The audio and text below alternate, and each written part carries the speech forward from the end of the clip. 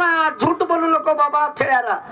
ಹೇಳ್ಯಾರ ಏನ್ ಮಾತಾಡಿದ್ರು ಧ್ಯಾನದ ಕುಸ್ತಾಬೇಕು ಕರೆ ಅದು ಮಗನ ಅವರು ಜ್ಞಾನದ ಹೇಳ್ಯಾರ. ಅದ ಬೀರು ಹೇಳಕತ್ತ ತಳ ಕೂತ ತಮ್ಮಗ ಹೆಂಗತಿ ಇರ್ಲಿ. ಯಾಕಪ್ಪ ಅಂತಂದ್ರ ಬಾಳ ಇವೇ ಮಾತಾಗಿರ್ಬಾರ್ದು. ಮತ್ತ ಮುಂದೆ ವಿಷಯಗಳನ್ನ ಮಾತಾಡೋದಾರ. ಈಗ ಪದ್ಯ ಮುಂದುವರ್ಸೋನಿ ಹೆಂಗ ಹೆಂಗ್ ಹಾಡ್ಬೇಕೈತ್ರಿ.